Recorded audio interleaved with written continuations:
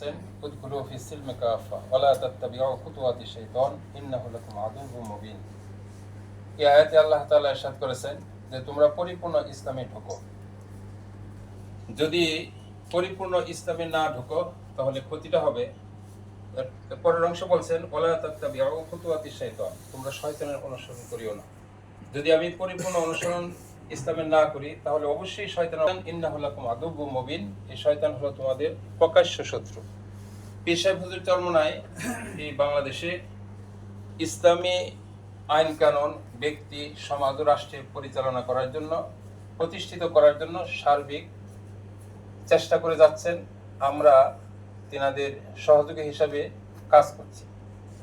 তো আমরা যে ইসলাম মানবতা দেশের বন্ধু এটা প্রমাণিত হয়ে গেছে ইতিমধ্যেই। স্যার আপনি অবশ্যই দেখছেন যে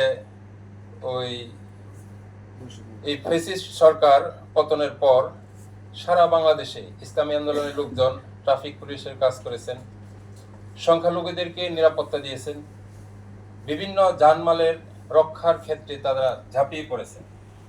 তা আমাদের শিক্ষায় এটা, আমরা চাই দেশের মানুষের, দেশের সম্পদের, সম্মানের সবকিছুর নিরাপত্তার কাজে যেন আমরা লেগে থাকতে পারি। কারণ আল্লাহ তাআলা চান ইনসাফ প্রতিষ্ঠা ক্ষেত্রে প্রত্যেকটা ক্ষেত্রে যেন ইনসাফ প্রতিষ্ঠা হয়, মানুষের পাশে দাঁড়ায়।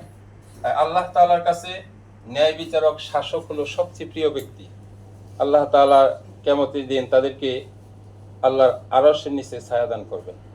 তো আমি ইসলামী আন্দোলন বাংলাদেশের পক্ষ থেকে আপনাকে আশ্বস্ত করছি, যে কোনো বিষয়ে আমাদেরকে অবহিত করলে যদি আমাদের কোনো সহযোগিতার প্রয়োজন হয় ইনশাআল্লাহ আপনি আমাদেরকে পাশে। এখন আপনি হলেন প্রধান, সেক্ষেত্রে অনইসলামিক কোনো কার্যক্রমের যেন আপনার কাছ থেকে কোনো কিছু তারা অনুমোদন নিতে না পারে, গান বাজনা এইরকম বিষয়ে।